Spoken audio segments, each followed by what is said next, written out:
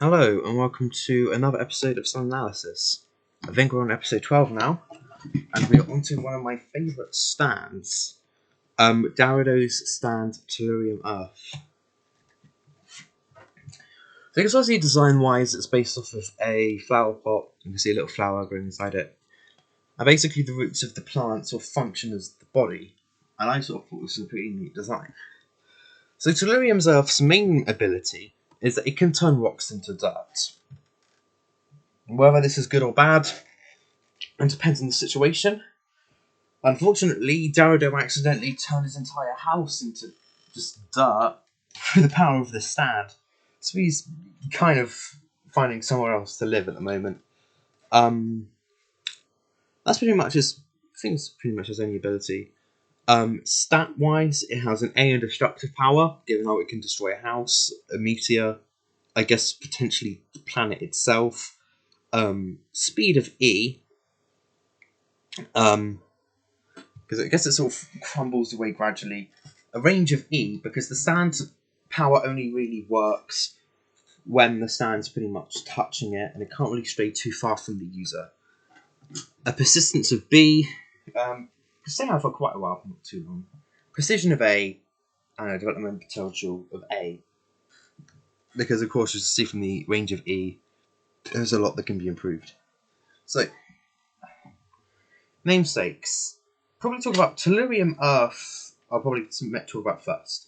So, the Tellurium is named after the Earth itself. So, the naming sort of works well. And Earth also being another term for planet, or rather ground in general. Now, Darado has two possible naming conventions. The more obvious one is to the Finnish musician Darude, famous for the song Sandstorm. Darude Sandstorm is probably one of those famous meme songs. And actually, the Sandstorm concept works really well with the concept of a stand with rock ground manipulation powers.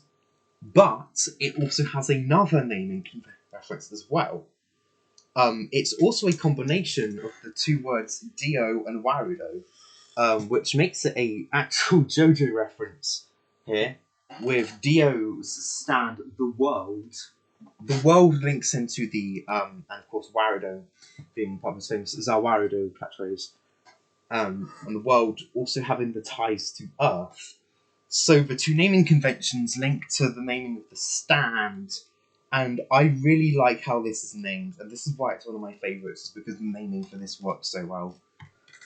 Personality, Darado was only like a teenager. I'd probably say somewhere like 18, 19. As a girlfriend, he's a pretty nice dude. Pretty friendly dude as well. He's made friends with, I think, pretty much all the main cast, mainly Fulgrim.